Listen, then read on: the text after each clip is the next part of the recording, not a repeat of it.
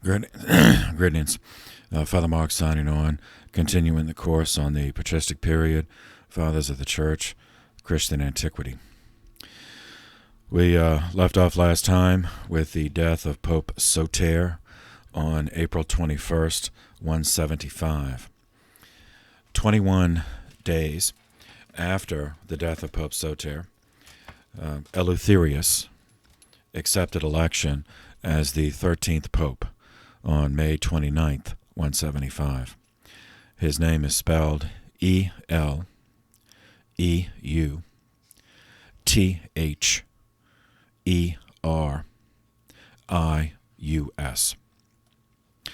Saint Irenaeus, to whom we have often referred, brought his chronicle of the first popes up to his own lifetime, which was the reign of Pope Eleutherius. As Eleutherius was Bishop of Rome, at least when Irenaeus was writing the third book of Against the Heresies. So I've given partial quotations of this since the beginning to follow the continuity. So this will be the full quotation. This is from Against the Heresies, Book 3, Chapter 3. And I'll read, previously I just quoted from Section 3, but I'll give you the full, starting with, the beginning, Chapter 3. Quote, a refutation of the heretics from the fact that in the various churches a perpetual succession of bishops was kept up. Section 1. It is within the power of all, therefore, in every church, who may wish to see the truth, to contemplate clearly the tradition of the apostles, manifested throughout the whole world, and we are in a position to reckon up those who were, by the apostles, instituted bishops in the churches, and to demonstrate the succession of these men to our own times. Those who neither taught nor knew of anything like what these heretics rave about. And I remember he's writing against the many versions of Gnosticism. All right, so skipping down, Section 2. Since, however, it would be very tedious in such a volume as this to reckon up the successions of all the churches, we do put into confusion all those who, in whatever manner, whether by an evil self-pleasing, by vainglory, or by blindness and perverse opinion, assemble in unauthorized meetings. We do this, I say, by indicating that tradition, derived from the apostles, of the very great, the very ancient, and universally known church, founded and organized at Rome by the two most glorious apostles, Peter and Paul, and also by pointing out the faith preached to these men, which comes down to our own time by means of the succession of bishops. For it is a matter of necessity that every church should agree with this church on account of its preeminent authority. Section 3. And this is I've quoted from this one several times, but now you have the whole thing. So Section 3. The blessed apostles then, having founded and built up the church, committed into the hands of Linus the office of the episcopate. Of this Linus, Paul makes mention in the epistles to Timothy. To him succeeded Anacletus, and after him, in the third place from the apostles, Clement was allotted the bishopric. This man, as he had seen the blessed apostles, and had been conversant with them, might be said to have the preaching of the apostles still echoing in his ears, and their traditions before his eyes. Nor was he alone in this, for there were many still remaining who had received instructions from these apostles. To this Clement there succeeded Evaristus. Alexander followed Evaristus. Then, sixth from the apostles, Sixtus, was appointed after him. Telesphorus, who was gloriously martyred. Then Hyginus after him. Pius, then after him Anicetus. Soter, having succeeded Anicetus, Eleutherius does now, in the 12th place from the apostles, hold the inheritance of the episcopate. In this order, and by this succession, the ecclesiastical tradition from the apostles and the preaching of the truth have come down to us. And this is most abundant proof that there is one and the same vivifying faith, which has been preserved in the church from the apostles until now, and handed down in truth. End quote. So one of the most essential texts, in our project for following the continuity, the hermeneutic of continuity of our tradition. Okay, so this St. Eleutherius, now Irenaeus said he's the 12th from the apostles, so my enumeration that I'm following is the way the Vatican currently does it, is just numbering St. Peter, the first pope. But in Irenaeus' day, he considered Peter, a special case, and then the popes as successors of Peter. But neither case. So Eleutherius was ethnically Greek. He was born in Nicopolis, which was the capital of the Roman province of Epirus Vetus. Currently, Epirus is, let's see.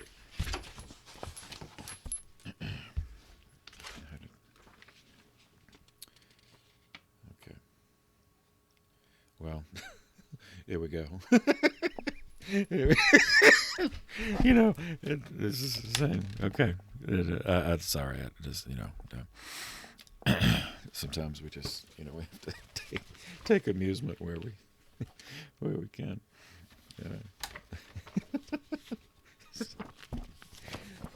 So what I want to show you is right there. Okay. So so you see Albania here and down here.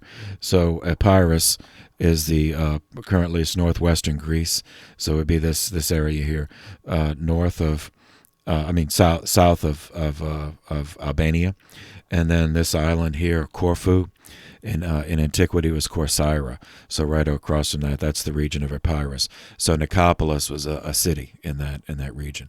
So by way of comparison, down here would be Sparta, and here would be Corinth, and Athens. Athens is over here. Athens would be here. But, so Epirus, this is where Pope Eleutherius was born. And then you see over here is Italy, and this is the Adriatic. Here's Italy. And the island of Sicily there.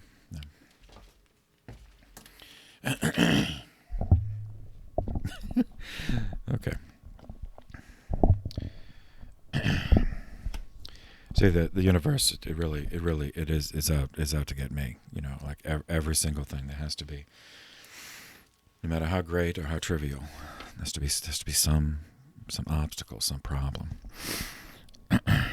And if ever you have a day where there is no problem, no pain, no misery, then you know that you're in fact no longer alive, that you've been delivered. Okay, so that's where Pope Eleutherius was from. The city of Nicopolis, where he was born, was established in 29 BC by Augustus in commemoration of his victory in 31 BC over Antony and Cleopatra at the Battle of Actium. The name Eleutherius is derived from one of the Greek words meaning free, so it is possible that he had at some point in his life been a slave and subsequently freed. If that is the case, then it could be inferred that his owner had converted to Christianity. But all it cannot be verified by any primary source, so just leave it at that. He was ordained a deacon by Pope Anicetus, and he remained in that position in Rome under Pope Soter. He received a letter from a guy who now the church recognizes as Saint Lucius, King of the Britons. Now that's Britons. inquiring about Christianity.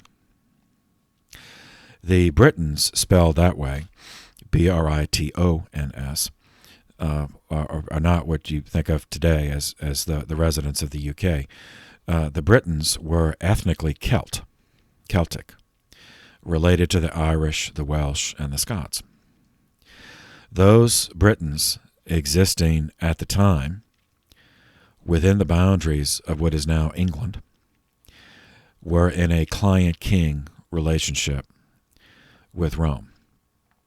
So Julius Caesar in 55 BC, in the context of the Gallic Wars, invaded England and conducted a few battles and imposed tribute, which turned into a commercial relationship, but did not occupy England. That came later when we covered the general who did it, Aulus Plautius, and Vespasian was one of his legionary commanders. So we covered that conquest earlier. But Rome never did conquer all of the British Isles. They asserted hegemony over all of what is today England, and they made forays into what is today Wales and Scotland, but they never managed to occupy. Certainly not Scotland. They did occupy part of what is Wales. But they did not completely exterminate the indigenous Britons.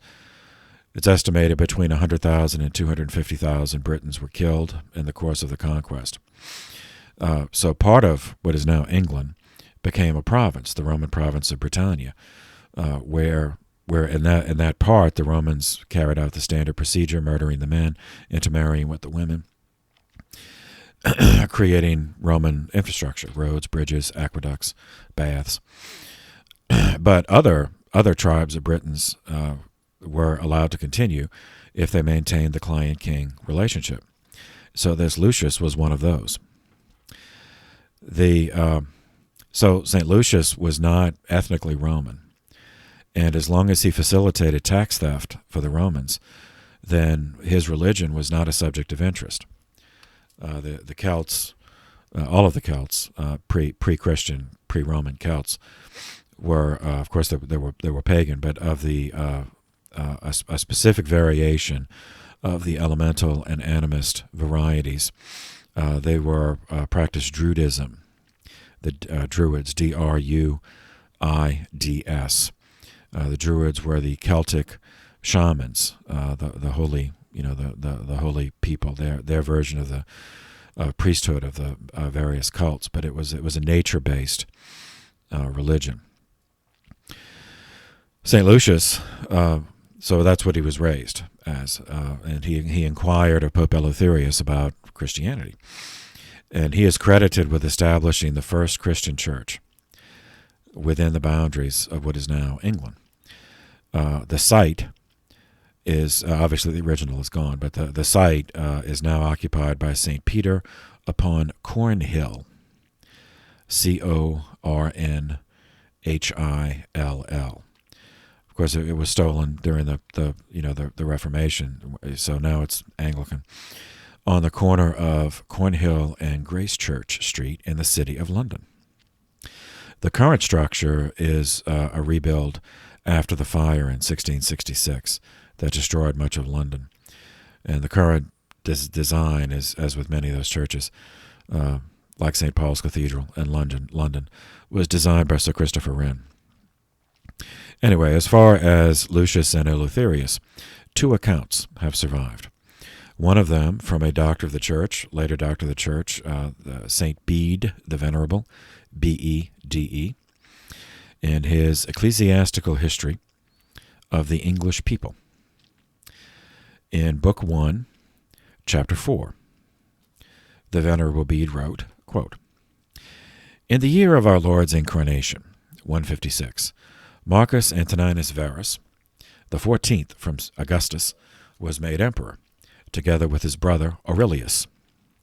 In their time, whilst Eleutherius, a holy man, presided over the Roman Church, Lucius, king of the Britons, sent a letter to him, entreating that by his command he might be made a Christian.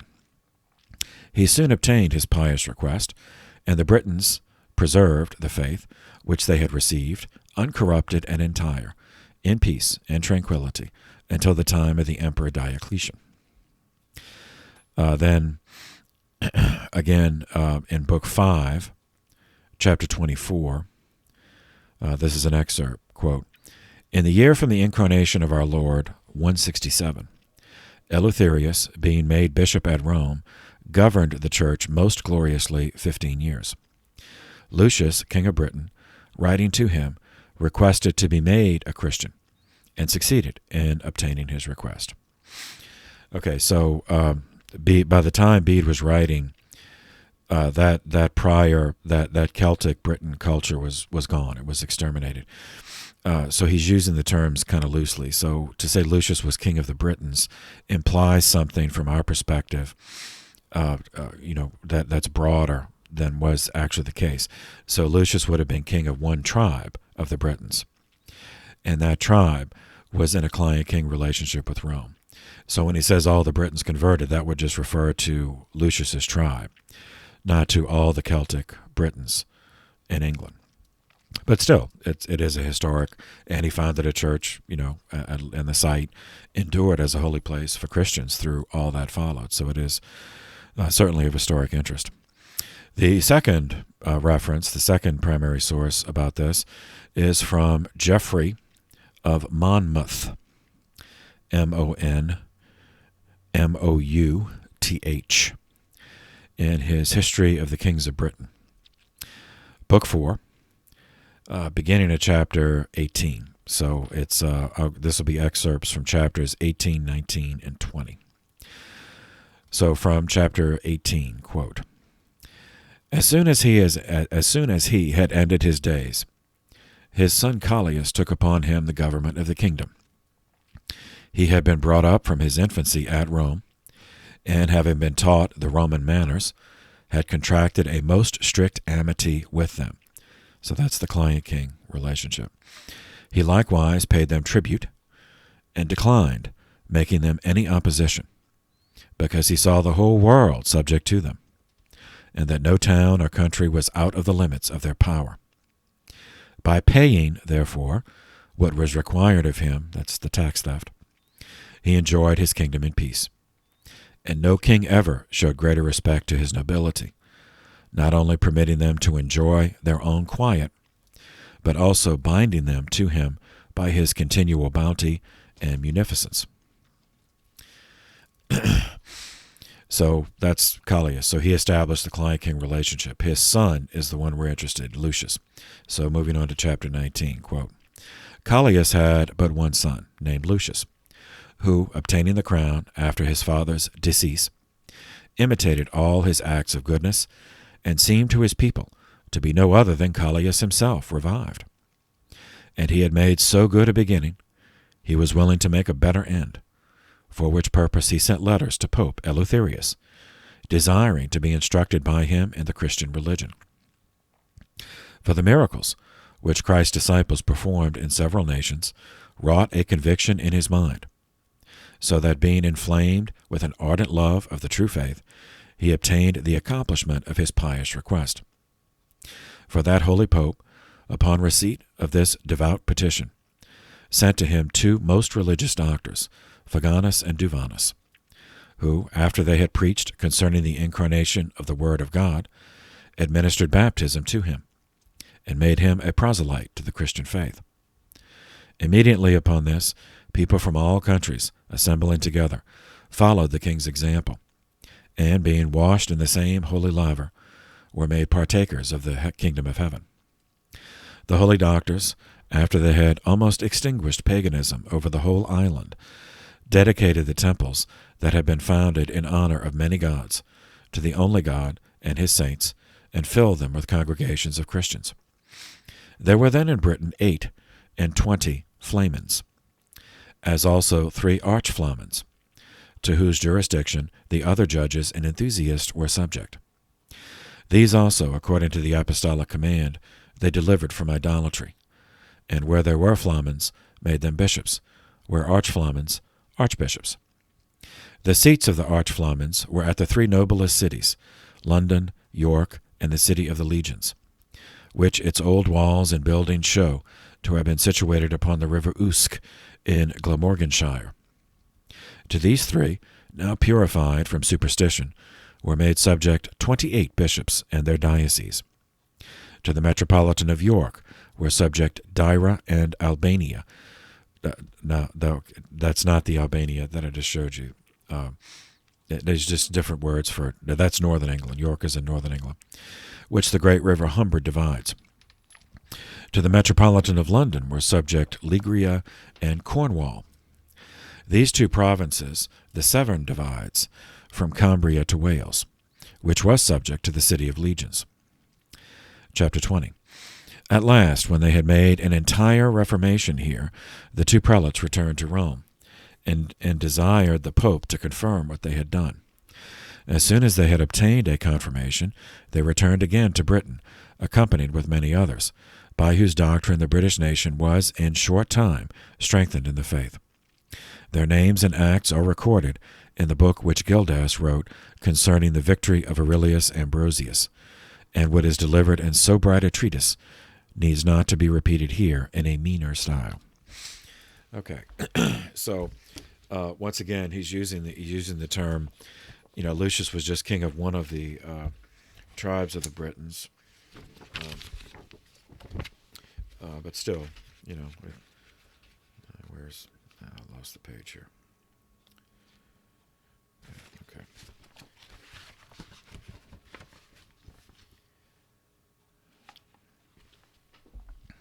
All right. Now it's always a problem because it looks backwards to me when I show it like this. So here's here's the British Isles. You have England, Scotland, Ireland, and then over here in the corner you have Wales and Cornwall, which was mentioned. Okay, and London is right there. And York, which he mentioned, is right there. So you see York, London, Wales. Now up here, Scotland. He referred to Northumbria. All right, so that's this area up here, northern England. And then Ireland over here. So Hadrian's Wall, which we mentioned earlier, separated England from Scotland, which the Romans called Caledonia. So the Romans made several attempts, and they will make a few more as we go through the history, to try to conquer Scotland, and none of them ever worked out. They never did manage to, certainly not the Highlands, never integrated the Highlands into the Imperium. So there's Hadrian's Wall, and then subsequently there was the Antonine Wall, put a little farther north. But so Roman Britain really consisted of most of what is now currently England. And then down here, Wales and Cornwall, according to that text I just read, there was some influence here. And the reason they had tin was mined, and also gold from Wales, the Silures, Silures, was the Welsh tribe that had gold mines. And gold does not bring out the best in people, especially not the Romans. Okay, so that now we last left the account mentioned Marcus Aurelius. So we last left him emperor, having triumphed over the Germans in the Second Marcomanni War. He was prepared to invade their heartland and apply standard imperial procedure, male extermination, followed by settling the legions to intermarry with the women. That would be a necessary prelude to cultural and political absorption of the region and erasing Germanic culture, as the Romans had done with the pre-Roman Celtic culture in Gaul, which is now France. At that moment, just when Aurelius was preparing to do that, The proconsular governor of Syria, Avidius Cassius, raised a rebellion, proclaimed himself imperator, having heard a false report that Aurelius died in battle. Aurelius redeployed the legions and crushed this rebellion, but it gave the Germans precious time to recover. In 177, during the reign of Pope Eleutherius, Marcus Aurelius embarked on the Third Marcomanni War to accomplish his plan of moving the border of the empire 250 miles north and east, to absorb present-day the rest of, well, they already had part of Hungary, to absorb the rest of present-day Hungary, the Czech Republic, Slovakia, Germany. If successful, those regions might have become as Latinized as today's France and Spain, with all the attendant cultural implications. And since the fall of Rome came about because of the populations in those regions, it is possible that if his plan had succeeded, that Roman history would have continued. Certainly wouldn't have fallen in 476 the way it did. So, let's see. Here we.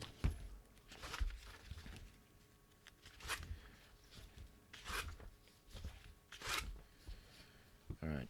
So here, once again, we have.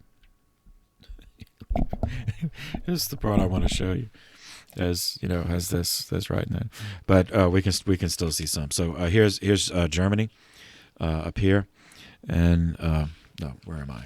It's backwards. Yeah, this is Germany. Here's Germany, and this is the Netherlands and Belgium, Luxembourg, the region. Now over here is Austria, and let's see. And let's looking for Vienna. Yeah, it's Vienna right there.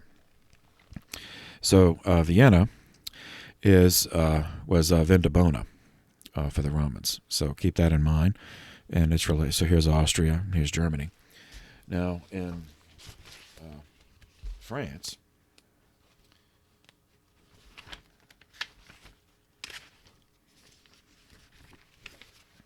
At last, okay. I have everything I need on one page here. All right, where's... This is small.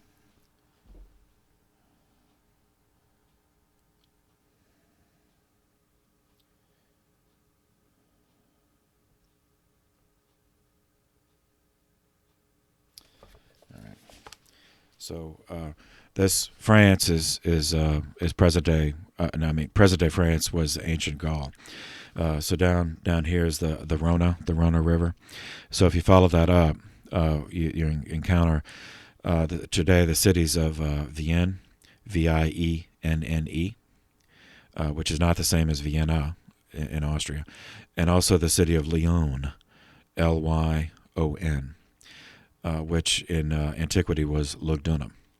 So it's to there. We're going to visit this, and then also Vindobona. So keep all those in mind.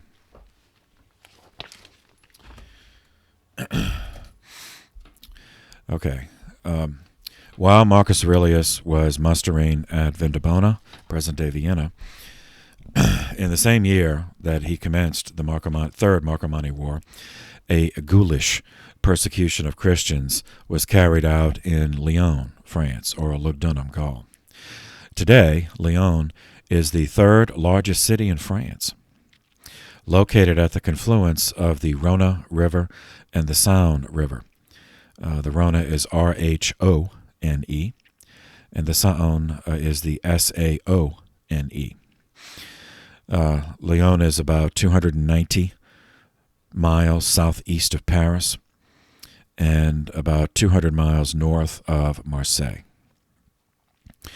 During the reign of Pope Eleutherius, it was the Colonia Copia Claudia Augusta Lugdunum, founded in 43 BC by Lucius Munatius Plancus. Lugdunum is a Latinization of the Gaulish word. That's the Celtic civilization, that pre-Roman Celtic civilization. Lugdunum was the Latinization of their word Lugdunum, meaning fortress of Lugus. Lugus was a Celtic god of the light. So it was the hill, the fortress or hill of Lugus, the god of light.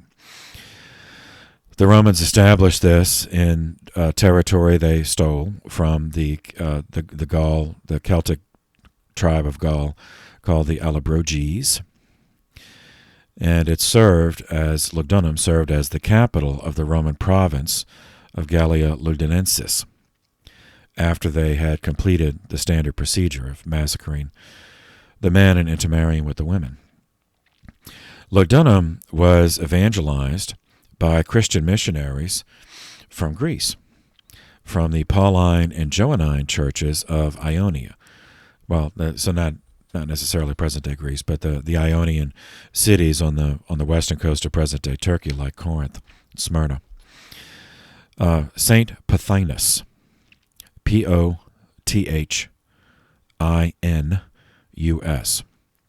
was the first of the missionaries sent to Gaul whose name has survived. Subsequently, he became the first bishop in Lyon, and Lyon was the first diocese of France, so that Lyon is the mother diocese of France. The Christian community in Lyon, by the reign of Pope Eleutherius, was certainly not large, but it existed, and it was growing. Therefore, satanic attack was inevitable. This attack took the form of a mass hysteria, initiated by the lies that Christians held Thyestean banquets and Oedipian intercourse. And we will explain what those are carefully in due course. So here is an excerpt from Eusebius. Again, we referred to him many times, 4th century bishop of Caesarea, who was a personal acquaintance of Constantine. Wrote many books. This one, The Ecclesiastical History. Book 5, beginning at chapter 1, and there'll be excerpts. I won't read the whole account, but excerpts from chapters 1 through 5. Book 5, excerpts from chapters 1 through 5. On the persecution at Lyon in 177. Quote, Soter, bishop of the Church of Rome, died after an episcopate of 8 years, and was succeeded by Eleutherius, the 12th from the apostles. In the 17th year of the Emperor Antoninus Verus, the persecution of our people was rekindled more fiercely in certain districts on account of an insurrection of the masses in the cities, and judging by the number in a single nation, myriads suffered martyrdom throughout the world. So, I'll interject, a record of this was written for posterity, and in truth it is worthy of perpetual remembrance. All right, so I'll interject there. Keep in mind what's going on. So we had the Parthian War, and the troops that came back from that brought the Antonine Plague, which killed a third of the 10 million people, a third of the population. Then they have the Marcomanni Wars. By this point, they had already had 2 of the wars. And, the Romans managed to hold their own, but, everybody knew things were not all that great. And Aurelius was gearing up for a third war. So they knew it wasn't over. So all this, and by this point, it started with the Parthian War in 161, and we're at 177. So this is 16 years. And so the people are, things are not going well. And this is following the reign of Antoninus Pius, which is 25 years of bliss, of peace. And so we have a combination of the local governors looking to appease a population, a panicking population, with the ludi, with the publicly funded games. And remember from the intro, what that means: free booze, free bread, and free homicidal, sadistic entertainment. And of course, free admission. Okay, so this chapter 1. Quote, the country in which the arena was prepared for them was Gaul, of which Lugdunum and Viennenses are the principal and most celebrated cities. That's Lyon and Vienne on the Rhone River. Well, as he says, the Rhone passes through both of them, flowing in a broad stream through the entire region. The most celebrated churches in that country sent an account of the witnesses to the churches in Asia and Phrygia, relating in the following manner what was done among them. I will give their own words. All right, so I'll interject here again. When he says witnesses, sent an account of the witnesses, that has a very specific meaning. So the Greek word martyrion, witness, that's martyr. So the account of the martyrs. And the way this survived, the way we know about this, is because a written account was sent to the churches back, because remember, this is founded by missionaries from Ionia, from the Pauline and Johannine churches. And so what Eusebius calls Asia, that's not China, that's not the Far East. He's referring to the Roman province of Asia, which is present-day Turkey. And Asia and Phrygia, that's all in that region, central and western Turkey. So that includes Corinth and Smyrna, Ephesus, not Corinth, excuse me, Corinth it includes Ephesus, Smyrna, Colossae, the churches that where St. Paul wrote some of his letters, Galatia. Okay, so back to the quote. The servants of Christ residing at Vienne and Vienensis and Lugdunum and Gaul. This is Eusebius quoting the letter that he found, the account of this. So I'm giving you a quote in which he's quoting something else, so it's confusing, but the content is clear. To the brethren throughout Asia and Phrygia who hold the same faith and hope of redemption, peace and grace and glory from God the Father and Christ Jesus our Lord. Then, having related some other matters, they began their account in this manner. The greatness of the tribulation in this region, and the fury of the heathen against the saints, and the sufferings of the blessed witnesses. Remember, witnesses meaning martyrs. We cannot recount accurately, nor indeed could they possibly be recorded. For with all his might, the adversary fell upon us, giving us a foretaste of his unbridled activity at his future coming. He endeavored in every manner to practice and exercise his saints, his servants, against the servants of God, not only shutting us out from houses and baths and markets, but forbidding any of us to be seen in any place whatever. But the grace of God led the conflict against him, and delivered the weak, and set them as firm pillars, able, through patience, to endure all the wrath of the evil one. And they joined battle with him, undergoing all kinds of shame and injury, and regarding their great sufferings as little, they hastened to Christ, manifesting truly that the sufferings of this present time are not worthy to be compared with the glory which shall be revealed to us afterward. First of all, they endured nobly the injuries heaped upon them by the populace, clamors and blows and draggings and robberies and stonings and imprisonments, and all things which an infuriated mob delight in inflicting on enemies and adversaries. Then, being taken to the forum by the Chiliarch and the authorities of the city, they were examined in the presence of the whole multitude. And having confessed to being Christian, they were imprisoned upon the arrival of the governor, until the arrival of the governor. When, afterwards, they were brought before him, and he treated us with the utmost cruelty, Vettius Epagathus, Epagathus, and Vettius, or Vetius, Vettius, one of the brethren, and a man filled with love for God and his neighbor, interfered. His life was so consistent that, although young, he had attained a reputation equal to that of the elder Zacharias. For he walked in all the commandments and ordinances of the Lord blamelessly, and was untiring in every good work for his neighbor, zealous for God and fervent in spirit. Such being his character, he could not endure the unreasonable judgment against us, but was filled with indignation, and asked to be permitted to testify in behalf of his brethren, that there is among us nothing ungodly or impious. But those about the judgment seat cried out against him, for he was a man of distinction, and the governor refused to grant his just request, and merely asked if he also were a Christian.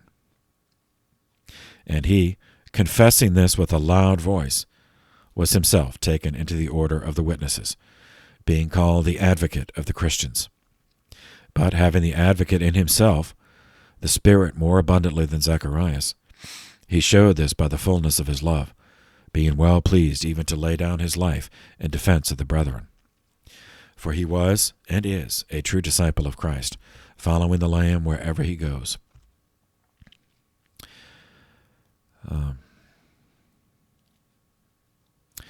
And the proto-witnesses were manifestly ready and finished their confession.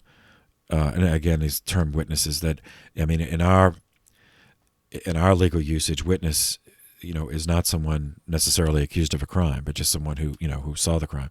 Whereas he's using it in the term of the martyrion, of the martyrs, those who are witnessing to the faith. So in this case, they're the ones on trial. So the proto-witnesses, or I should make it easier, the proto-martyrs, were manifestly ready and finished their confession with all eagerness. But some appeared unprepared and untrained, weak as yet, and unable to endure so great a torment. About 10 of these, in fear, turned from the faith, causing us great grief and sorrow beyond measure, and impairing the zeal of the others, who had not yet been seized, but who, though suffering all kinds of affliction, continued constantly with the witnesses and did not forsake them. Okay, so here we have, human nature. Some people, as we covered as far back as Trajan, how the imperial policy was adjusted so that anonymous accusations were never to be investigated. But if someone did make a complaint and put their name to it, it was investigated. And if a person admitted to being a Christian, that was still criminal. But they could save themselves. All they had to do is say, no, I'm not Christian, and I can prove it by, sacrificing to the emperor, to some whatever pagan god you tell me to, in the presence of a magistrate. And that was still policy. And, and the alternative, being treated like someone guilty of treason, subject to torture, mutilation, and, and death. Some people, human, some people are just going to, the spirit is willing, but the flesh is weak, so to speak. So they're just going to save themselves. So here we have 10 who chose to save themselves. Okay, back to the quote. And even some of our heathen servants also were seized, as the governor had commanded that all of us should be examined publicly. These, being ensnared by Satan and fearing for themselves the tortures which they beheld the saints endure, and being also urged on by the soldiers, accused us falsely of Thyestean banquets and Oedipian intercourse, and of deeds which are not only unlawful for us to speak of or to think, but which we cannot believe were ever done by anyone. Okay, so false accusations. We saw that as far back as Jesus. They just made up stuff about him. So that's a typical tactic used against the church. All right, Thyestean banquet. That's a circumlocution. That means cannibalism. In Greek myth, Thyestes, that's Thyestes, seduced the wife of his brother. His brother was Atreus.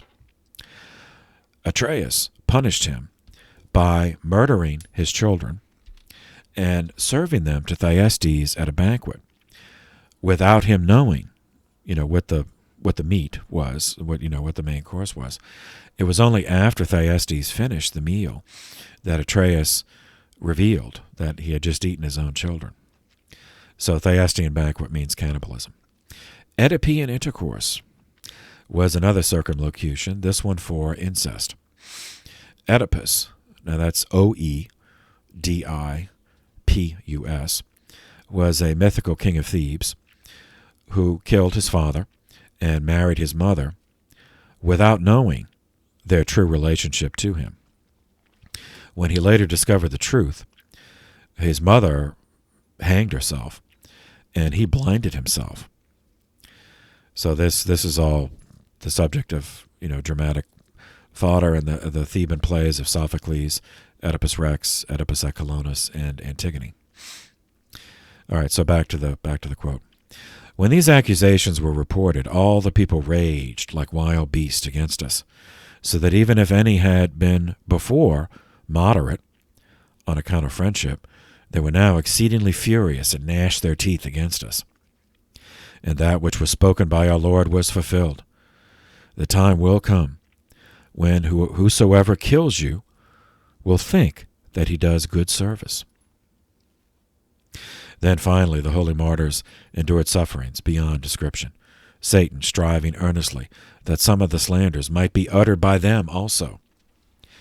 So you see, false accusations are not enough. That they want to torture them into admitting the false accusations, just to stop the pain. But the whole wrath of the populace and governor and soldiers was aroused exceedingly against Sanctus, the deacon from Vienne, and Marturus, a late convert, yet a noble combatant, and against Attalus, a native of Pergamus, where he had always been a pillar and foundation, and Blandina, through whom Christ showed that things which appear small and obscure and despicable to men are with God of great glory.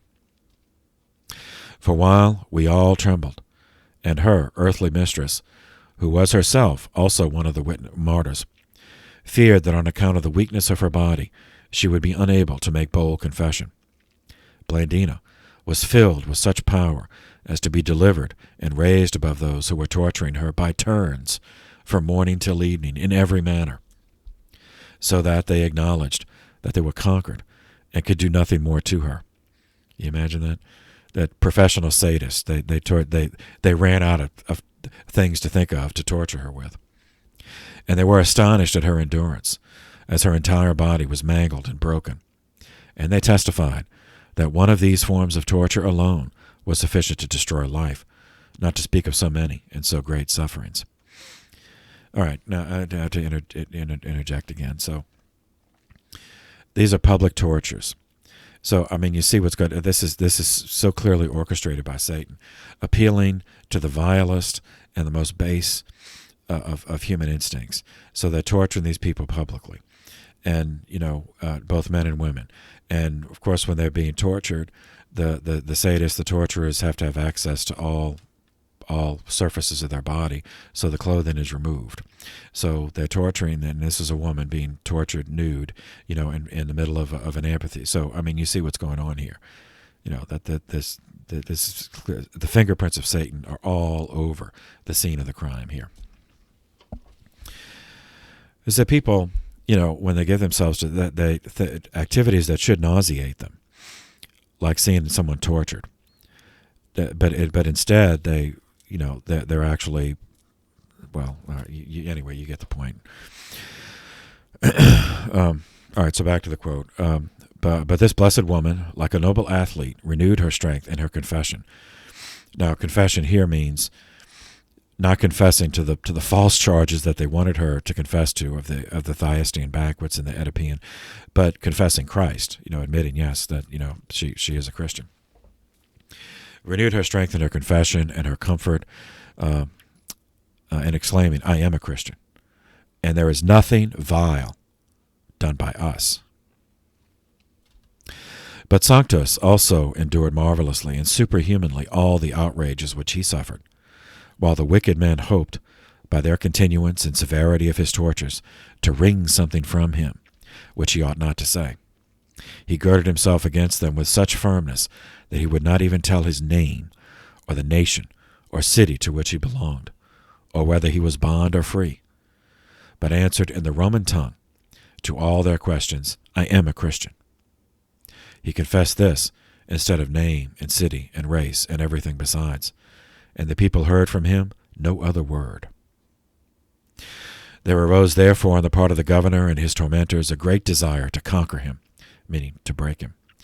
But having nothing more that they could do to him, they finally fastened red-hot brazen plates to the most tender parts of his body. Okay, I'll skip down. And these indeed were burned, but he continued unbending and unyielding, firm in his confession, strengthened by the heavenly fountain of the water of life flowing from the bowels of Christ. And his body was a witness to his suffering, being one complete wound, drawn out of shape and altogether unlike human form. Christ suffering in him, manifested his glory, delivering him from his adversary, and making him an example for the others, showing that nothing is fearful where the love of the Father is, and nothing painful where there is the glory of Christ. But as the tyrannical torturers were made by Christ of no effect through the patience of the blessed, the devil invented other contrivances: confinement in the dark and most loathsome parts of the prison, stretching of the feet to the fifth hole on the stocks, and the other outrages which his servants are accustomed to inflict upon prisoners when furious and filled with the devil. A great many were suffocated in prison, being chosen by the Lord for this manner of death, that he might manifest in them his glory. Okay, so here again, so you have the public tortures to gratify the sadistic mob, and then here you have, abuse in prison. That, you have sadists on the payroll, who just torturing these people just for fun. Imagine the hopelessness. All right, back to the quote. The blessed Saint Pothinus, who had been entrusted with the bishopric of Lyon, was dragged before the judgment seat. He was more than 90 years of age and very infirm, scarcely indeed able to breathe because of physical weakness. But he was strengthened by spiritual zeal through his earnest desire for martyrdom. Though his body was worn out by old age and disease, his life was preserved that Christ might triumph in it. When he was brought by the soldiers to the tribunal, accompanied by the civil magistrates and a multitude who shouted against him in every manner, as if he were Christ himself, he bore noble witness. Being asked by the governor, "Who was the God of the Christians?" he replied, "If you are worthy, you shall know." Then he was dragged away harshly and received blows of every kind. Those near him struck him with their hands and feet, regardless of his age, and those at a distance hurled at him whatever they could seize, all of them thinking that they would be guilty of great wickedness and impiety if any possible abuse were omitted. For thus they thought to avenge their own deities. Scarcely able to breathe, he was cast into prison and died after 2 days. Marturus, therefore, and Sanctus, and Blandina, and Attalus were led to the amphitheater to be exposed to the wild beast, and to give to the heathen public a spectacle of cruelty, a day for fighting with wild beast, being specially appointed on account of our people. See, Eleutherius. See, it's a publicly sponsored, a government-sponsored homicide fest, a spectacle of sadism and a festival of homicide. Both Marturus and Sanctus passed again through every torment in the amphitheater, as if they had suffered nothing before, or rather as if, having already conquered their antagonist in many contests, they were now striving for the crown itself, meaning the crown of righteousness. That was a term of art for martyrdom. They endured again the customary running of the gauntlet and the violence of the wild beast and everything which the furious people called for or desired. And at last, the iron chair in which their bodies were roasted tormented them with the fumes. And not with this did the persecutors cease, but were yet more mad against them, determined to overcome their patience. But even thus they did not hear a word from Sanctus, except the confession which he had uttered from the beginning: "I am a Christian." These, then, after their life had continued for a long time through the great conflict, were at last sacrificed, having been made throughout the day a spectacle to the world, in place of the usual variety of combats, meaning instead of gladiators. But Blandina was suspended on a stake and exposed to be devoured by the wild beast who should attack her. And because she appeared as if hanging on a cross, and because of her earnest prayers, she inspired the combatants with great zeal. For they looked on her and her conflict, and beheld with their outward eyes, in the form of their sister, him who was crucified for them, that he might persuade those who believe in him, that everyone who suffers for the glory of Christ has fellowship always with the living God. As none of the wild beasts at that time touched her, she was taken down from the stake and cast into prison. But Attalus was called for loudly by the people, because he was a person of distinction. He entered the contest readily on account of a good conscience and his genuine practice in Christian discipline, and as he had always been a witness for the truth among us. He was led around the amphitheater, a tablet being carried before him, on which was written in the Roman language, "This is Attalus the Christian." And the people were filled with indignation against him. But when the governor learned that he was a Roman, he commanded him to be taken back with the rest of those who were in prison, concerning whom he had written to Caesar, and whose answer he was awaiting. All right, so this means a citizen. This means Attalus was a Roman citizen. So, and that meant there were some things, actually what they had already done to him would have been illegal to just do, without going through a certain process. So the magistrate had written to Caesar, who in this case was Marcus Aurelius. All right, so skipping down, quote, and then he answers. So Caesar answers, which means Aurelius. For Caesar commanded that they should be put to death, but that any who might deny should be set free. And again, that's been standard imperial policy since Trajan. And even after all this, they could have saved themselves, by denying Christ and then acting on that denial by sacrificing to the god, one of the gods of Rome, or to the emperor.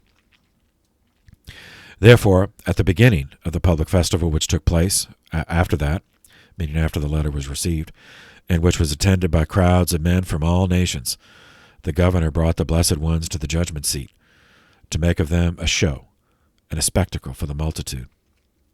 Wherefore also he examined them again, and beheaded those who appeared to possess Roman citizenship, but he sent the others to the wild beast. And Christ was glorified greatly, and those who had formerly denied him. For contrary to the expectation of the heathen, they confessed. For they were examined by themselves as about to be set free. But confessing to Christ, they were added to the order of the martyrs. But some continued without, who had never possessed a trace of faith, nor any apprehension of the wedding garment, nor any understanding of the fear of God. But as sons of perdition, they blasphemed the way through their apostasy. So here again we have another set. We had 10 before, so now we have another set who took the out, who to save themselves just apostatized. But all the others were added to the church. While these were being examined, a certain Alexander, a Phrygian by birth and physician by profession, who had resided in Gaul for many years and was well known to all on account of his love to God and boldness of speech, standing before the judgment seat, and by signs encouraging them to confess, appeared to those standing as if in travail. But the people, being enraged, because those who formerly denied now confessed, cried out against Alexander, as if he were the cause of this. Then the governor summoned him, and inquired who he was.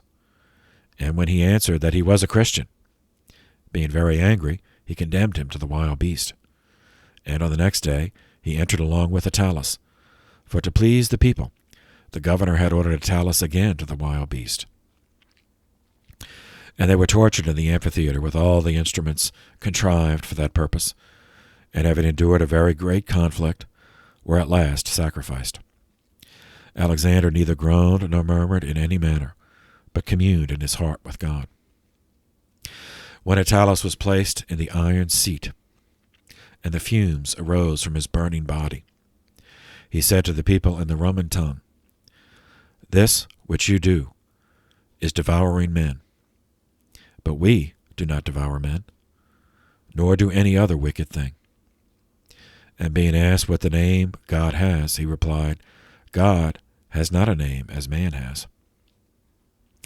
After all these, on the last day of the contest, Blandina was again brought in, with Ponticus, a boy about 15 years old. They had been brought every day to witness the suffering of the others, and had been pressed to swear by the idols.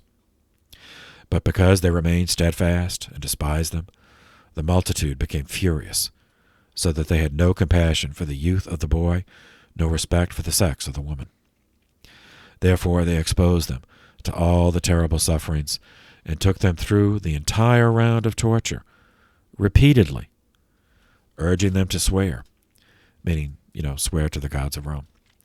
But being unable to effect this, for Ponticus, encouraged by his sister, so that even the heathen could see that she was confirming and strengthening him, having nobly endured every torture, gave up his spirit.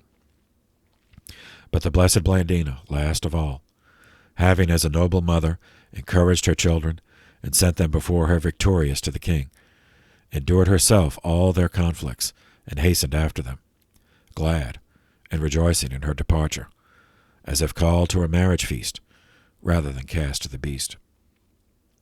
And after the scourging, after the wild beast, after the roasting seat, she was finally enclosed in a net and thrown before a bull. And having been tossed about by the animal, but feeling none of the things which were happening to her, she also was sacrificed. And the heathen themselves confessed that never among them had a woman endured so many and such terrible tortures. The martyrs, beloved of God. Oh, okay, all right. All right, let me see.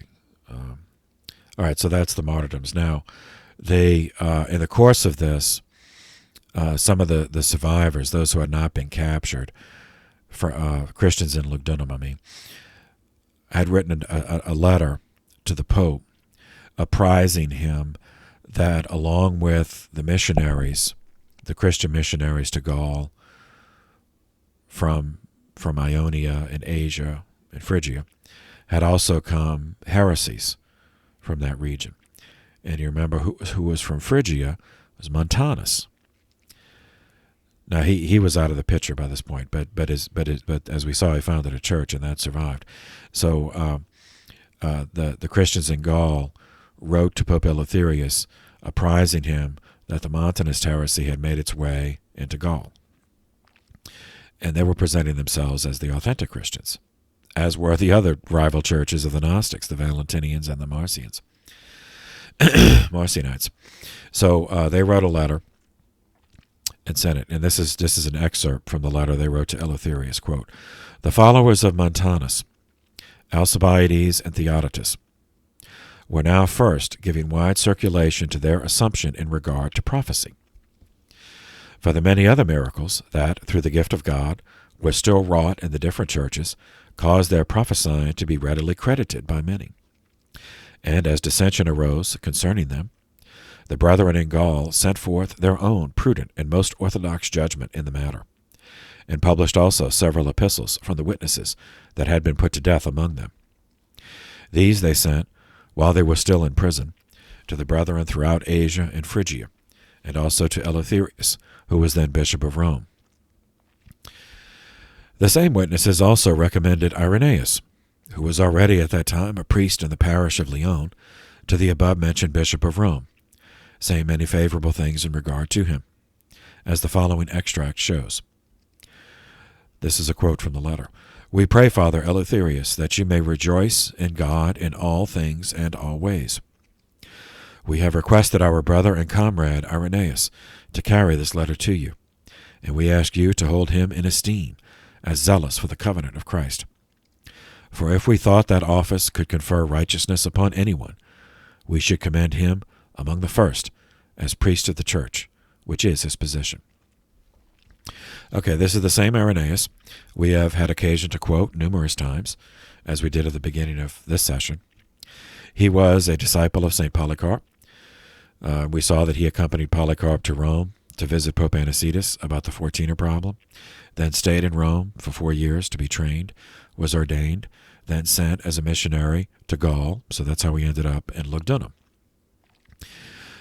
Delivering this letter to Eleutherius is what saved Irenaeus from being captured in the roundup and murdered in 177 with the others, including the bishop Pothinus. So after this persecution died down in Rome, and they got distracted by other things, then Irenaeus was sent back to Lugdunum as the second bishop of Lyon, and that's when he wrote many of the things that we against the heresies and other things that we've been quoting. So he's going to get his own section. We'll meet him again. Okay. And here's back to Eusebius. He explains all this, chapter 5. Section 8. Pothinus, having died with other martyrs in Gaul at 90 years of age, Irenaeus succeeded him in the episcopate of the church at Lyon. We have learned that in his youth he was a hearer of Polycarp. In the third book of his work against heresies, he has inserted a list of the bishops of Rome, bringing it down as far as Eleutherius, under whom he composed his work. He writes as follows. And then the quote I started this session with is that next quote. But I read it, so Eusebius quoted that. But instead of Eusebius' quote of it, I just read it directly from Against the Heresies, because that has happened to survive.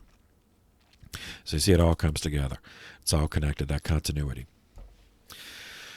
Okay, now, as we saw in the account of the murders, the magistrate had written to to Caesar, who was Marcus Aurelius, about how to deal with this, because some Roman citizens were involved.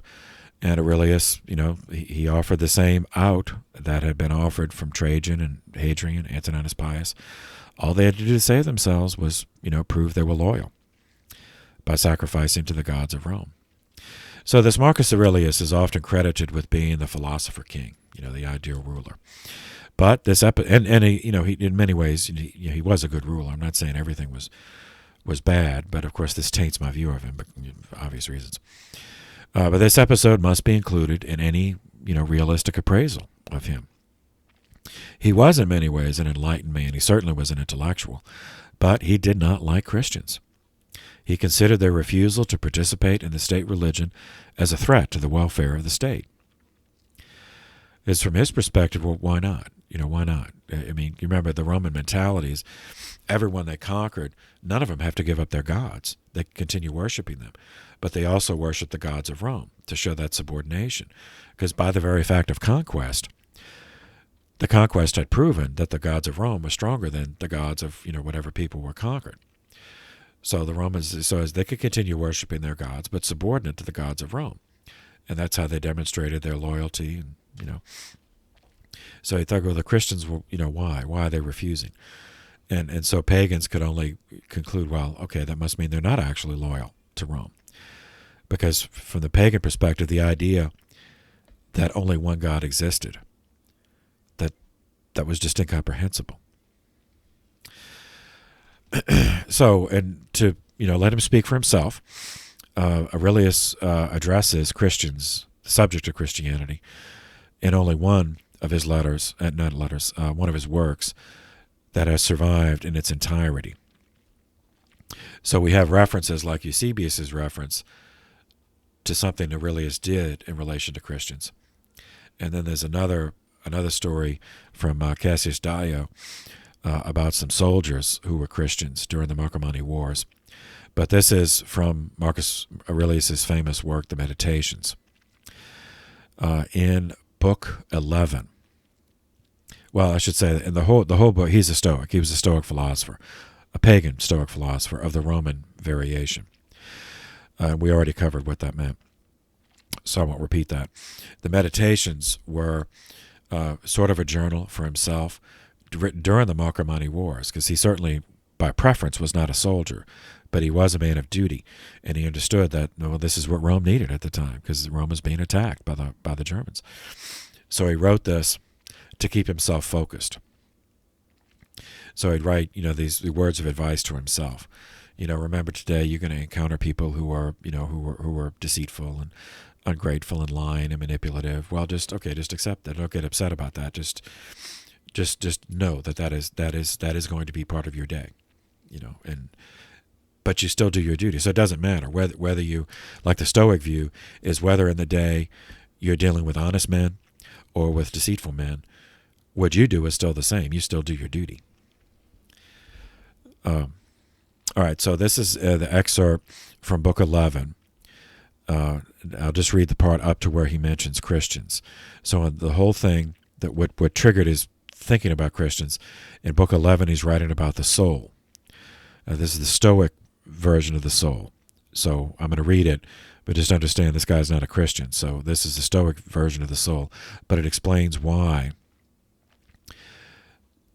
he did not grant more protection to Christians. Like why, in response to the letter, he and other previous emperors like Trajan, Hadrian, and Antoninus Pius, who were not monsters, like Nero and Caligula, it explains why he just gave them the basic protection. Like, you can save yourselves. All you have to do is sacrifice to the gods of Rome. So your fate is in your hands. And remember, that's very much the Stoic view of things, that we can't change, we can't control the world. We can control very little, but one thing we can control is our own decision to act or not to act. And that derives from the soul, as we can do that reflectively. Animals do it by instinct, but we do it reflectively, and therefore can and should be held accountable for that. So that's why he would say, okay, you can.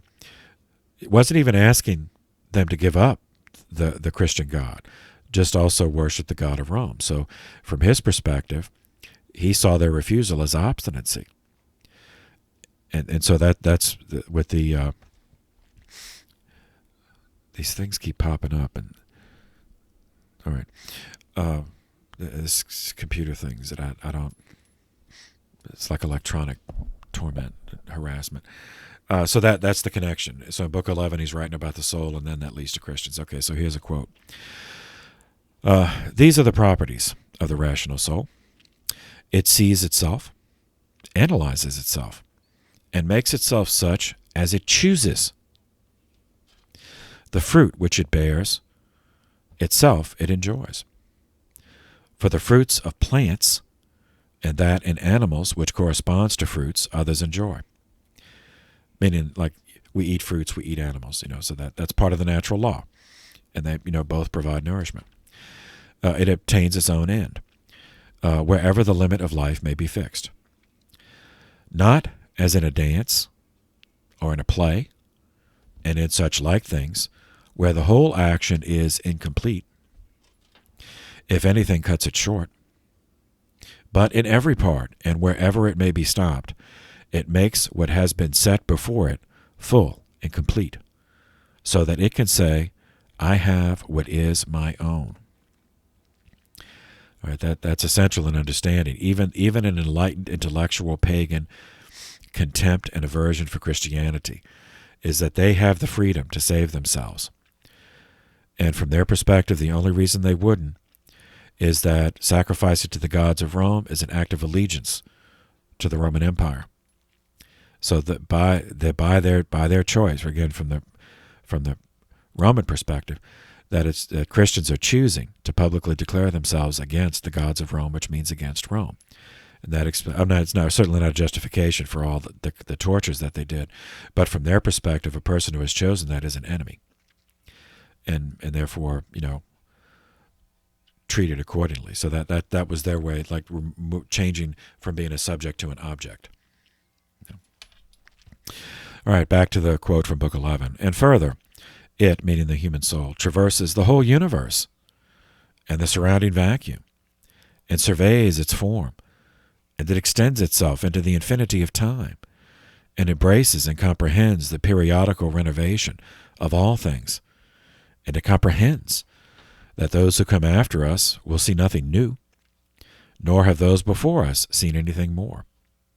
But, in a manner, he who is 40 years old, if he has any understanding at all, has seen by virtue of the uniformity that prevails all things which have been and all that will be.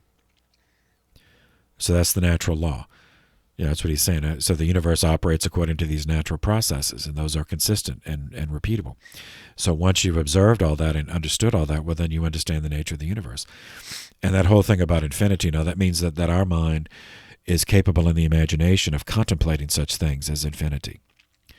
Where, and that's because of our soul gives us that faculty which animals do not have. This, too, is a property of the rational soul. Love of one's neighbor. And that's really and truth and modesty, and to value nothing more than itself, which is also the property of law. Thus then, right reason differs not at all from the reason of justice. All right, so again, building up to the Christian thing.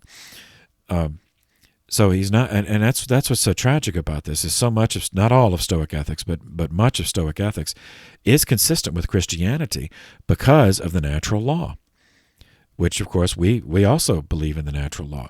So love of one's neighbor, truth, modesty, to value the existence of the natural law. And this is key because of the legal implications. Right reason is justice.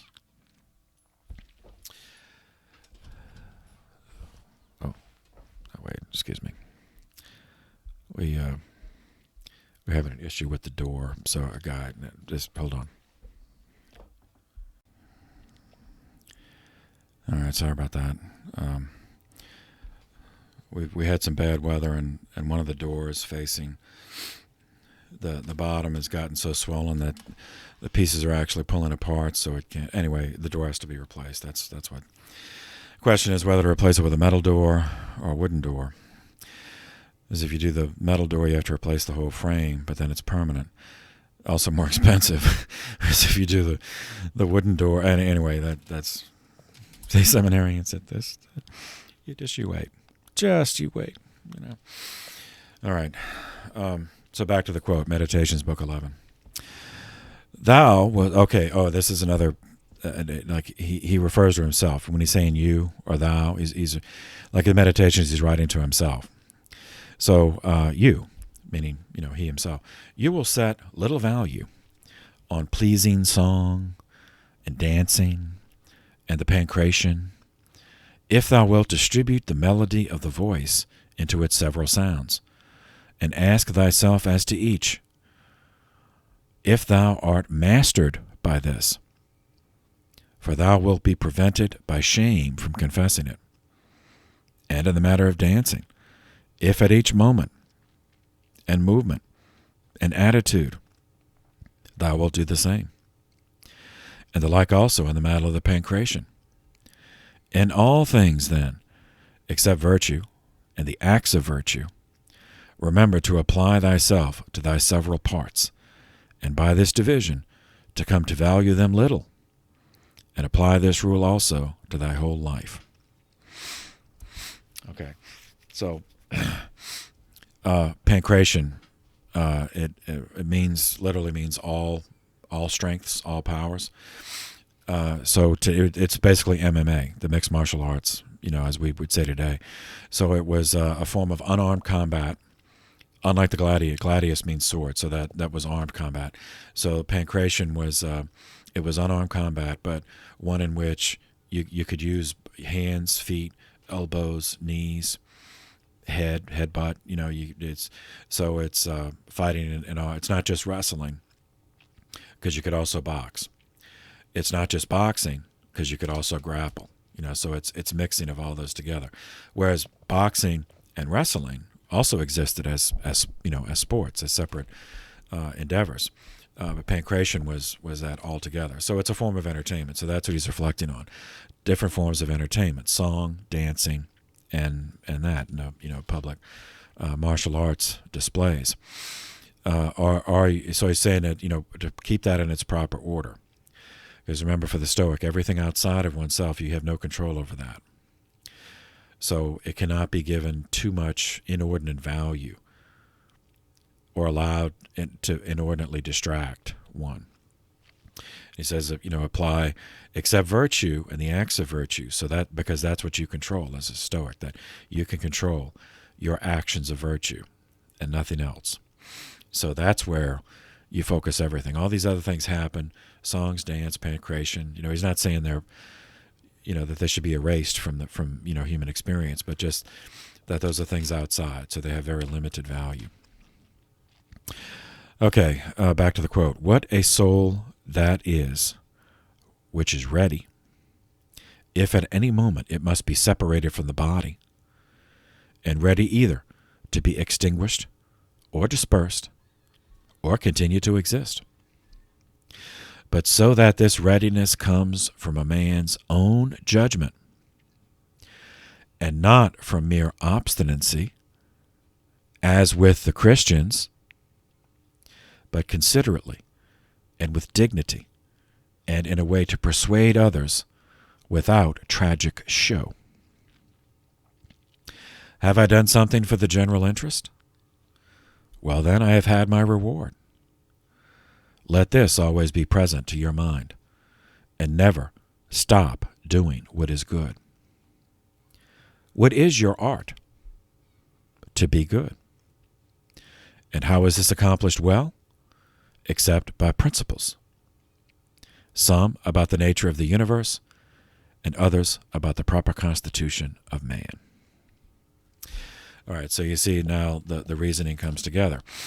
He already reflected the nature of the soul, its connection to the free will, and both subordinated to the natural law is the proper understanding of the universe and the human person, which means that the individual has free will and is therefore responsible for one's actions in accord with virtue or against virtue, and really responsible for nothing else. So he's not even condemning the Christians for just worshiping one God, but for obstinate, it's his word, obstinately refusing to worship the gods of Rome. So he's saying, like, if you make a list, there's only a few things that you actually control, and this is one of those things. So why wouldn't they do it? It's just obstinacy. Now, he's talking about, okay, the Stoic, you have to always be ready for the soul to be separated, so that's death. You have to always be ready for either to die or to continue living. But when he's talking about with dignity, so that means, if you fight on the battlefield, all right, you could die or you could live. And he went to the front. I mean, so he was there. He didn't have to do that. He could have just dispatched generals, but he was there at Vindobona. So if you survive the battle, okay, then you behave with dignity. If you're wounded and you die, well, you also do that with dignity. Because that's what you can choose. You can choose the way you accept it. So he's saying for the Christians that they're just making a show, that they're sacrificing their lives needlessly, just for the sake of a public display. So obstinacy and exhibitionism, and that this should be enough for you to see that he holds that in contempt. All right, so that explains why the otherwise anomalous. Why someone who believes so much of what we believe about goodness, neighbor, modesty, sacrifice, all that, simplicity of life, why would he countenance something like what happened at Lyon? This ghoulish, horrifying tortures. Anyway, okay, so that's enough of that. We have another father of the church to cover, another patristic text to cover in the reign of Pope Eleutherius, Saint Theophilus of Antioch, Theophilus.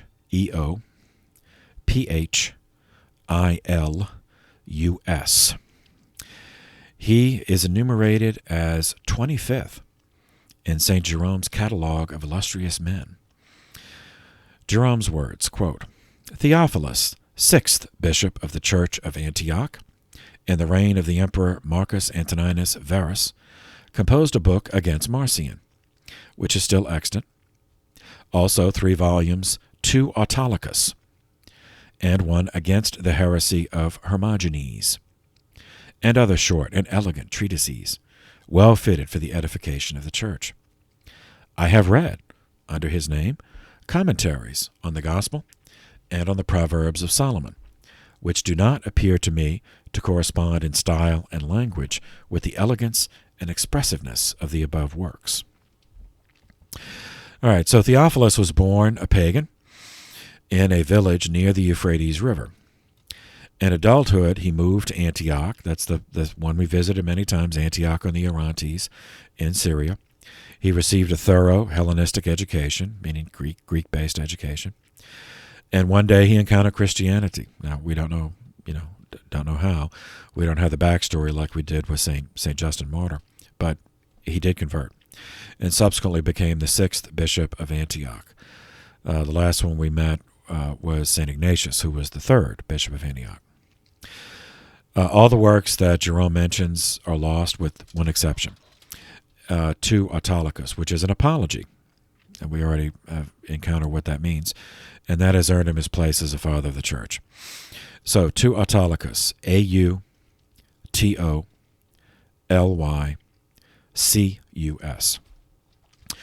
In Greek myth, Autolycus was the son of Hermes, the messenger of the gods, the god of speed, sort of the flash of the gods. Obviously, he's not writing to the son of Hermes, but to a guy named, a pagan name for the son of Hermes. Written around the year 181. It's long, it's very substantial, and very well written, so it is worth covering. Book 1 consists of 14 chapters. Book 2, 28 chapters. Book 3, 30 chapters. So obviously we can't even do even a survey. So we'll just do, I think it's 2. I think just 2 excerpts because of how it's used in church teaching. So Theophilus is the first to use the term Trinity. He's writing in Greek, so this is triados, Triados.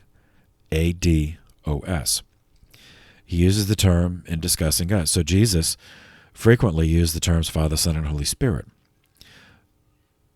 And so he's writing an apology. Autolycus is a pagan, so that has to be explained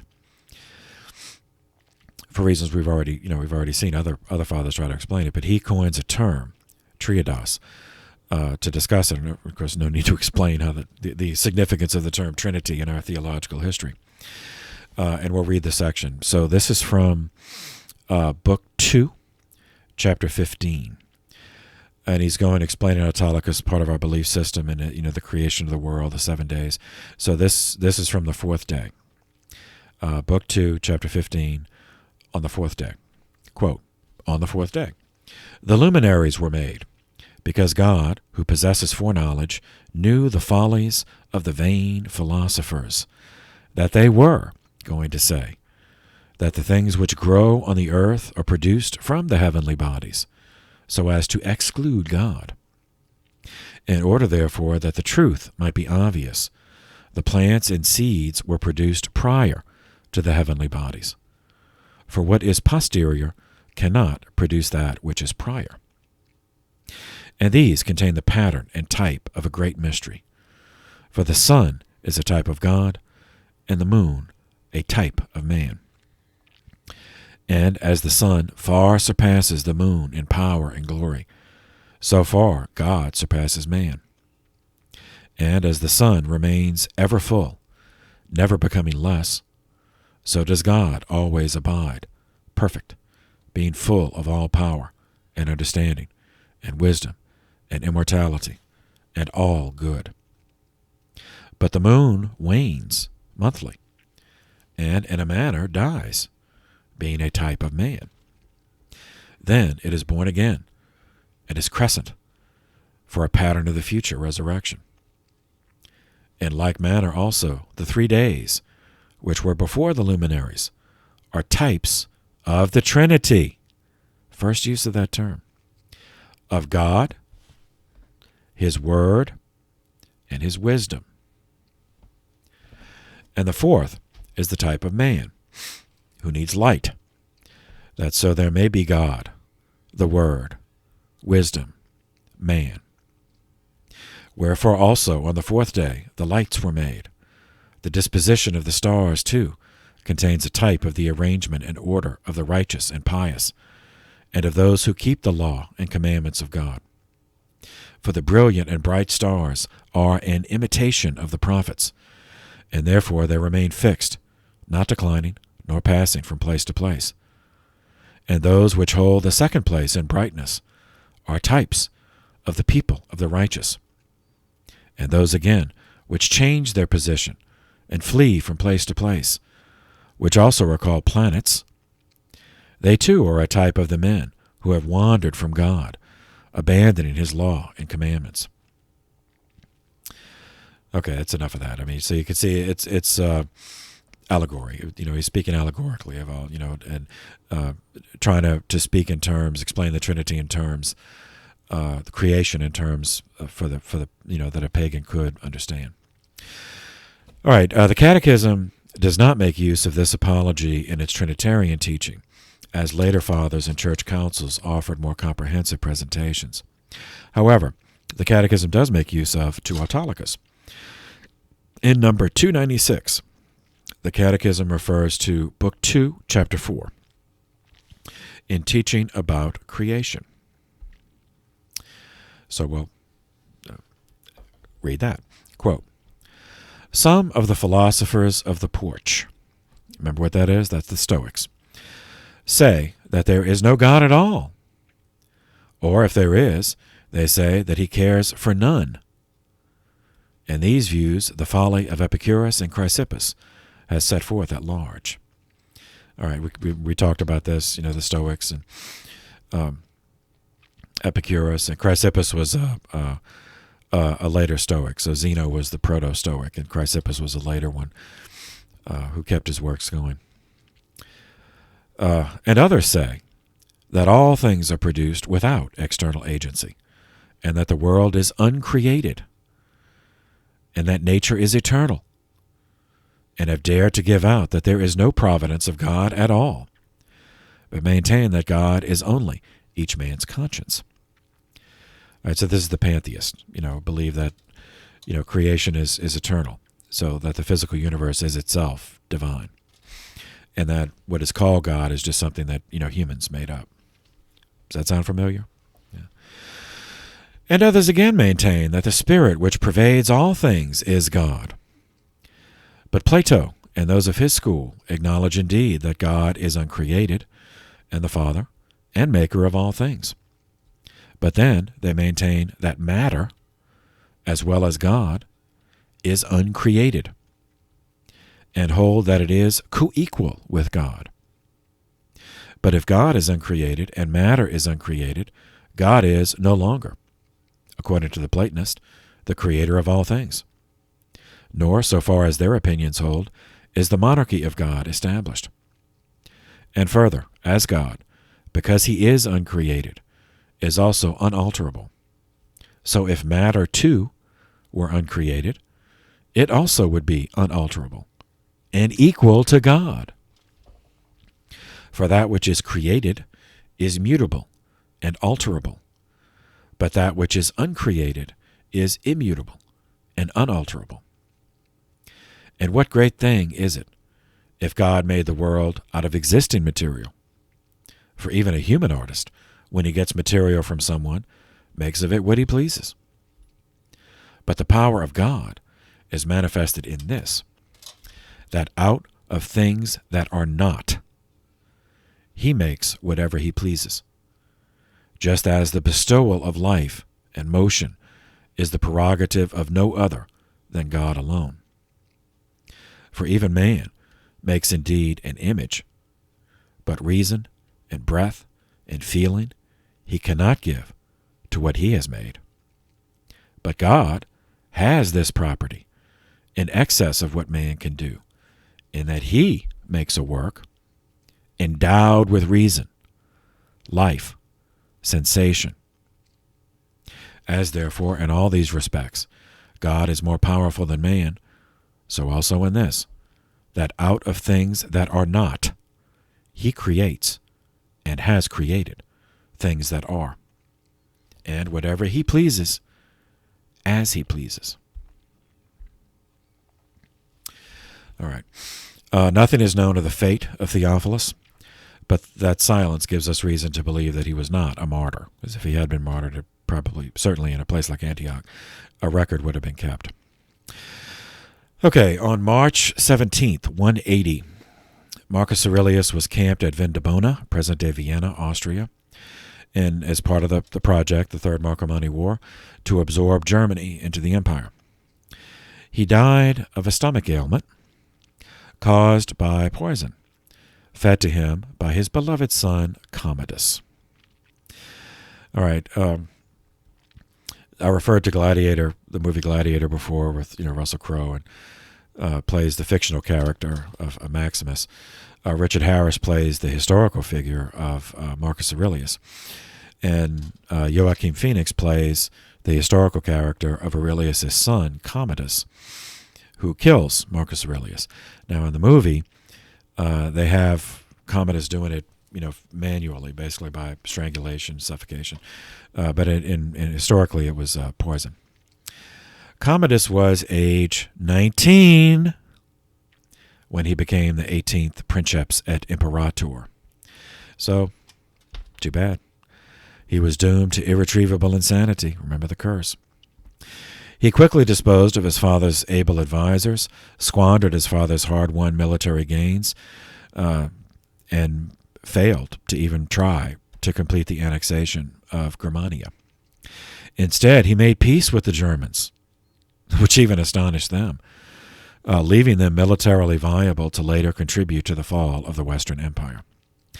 Commodus was so bad as an emperor that Edward Gibbon, the 18th century English historian, began his famous work, The Decline and Fall of the Roman Empire. He began it with the reign of Commodus. So here's an excerpt from Book 1, Chapter 4.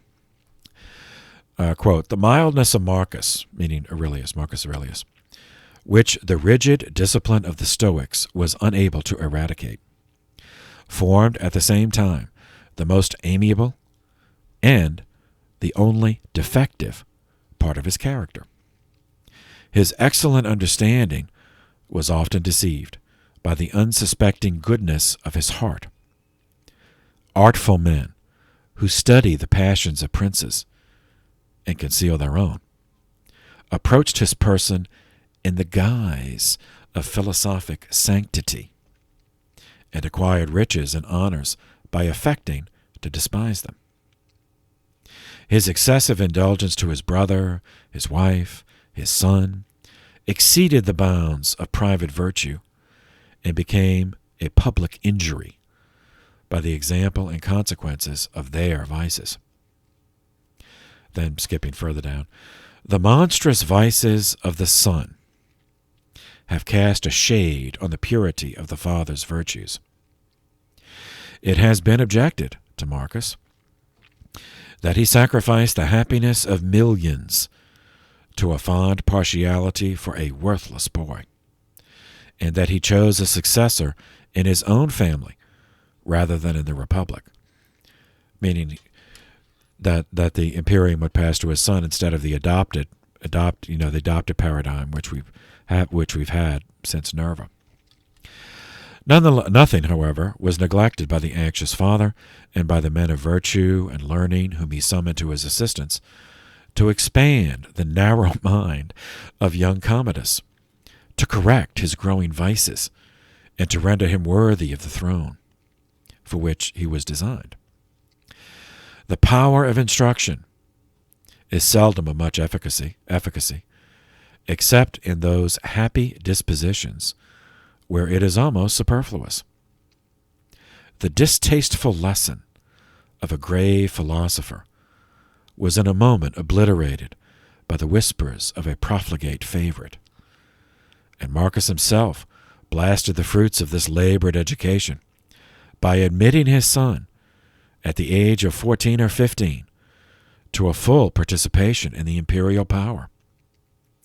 He lived but 4 years afterward, but he lived long enough to repent a rash measure which raised the impetuous youth above the restraint of reason and authority. Most of the crimes which disturb the internal peace of society are produced by the restraints which the necessary but unequal laws of property have imposed on the appetites of mankind, by confining to a few the possession of those objects that are coveted by the many.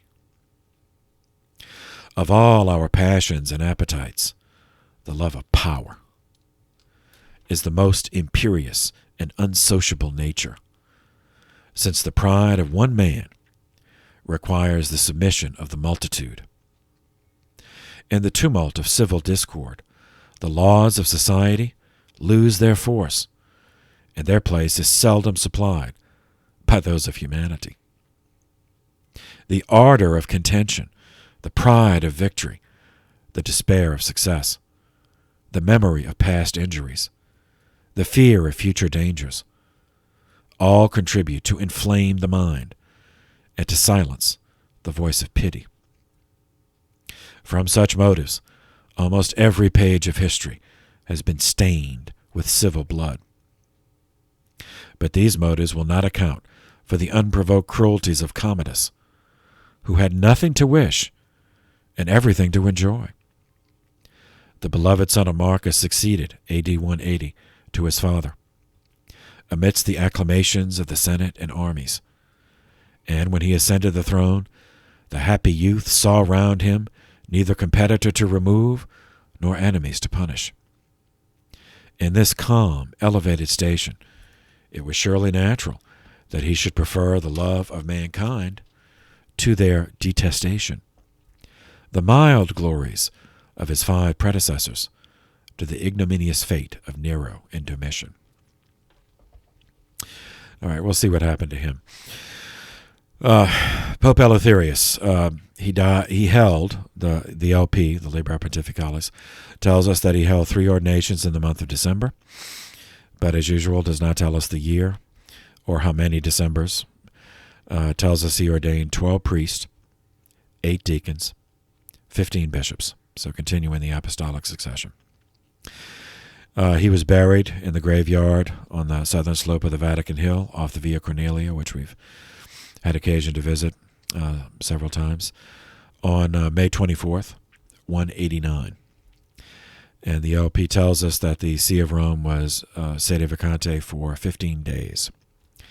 He was followed by the first African pope, St. Victor I, Pope 14. And it is with his reign that we will pick up next time. So for the moment, thank you for your attention. This session is adjourned.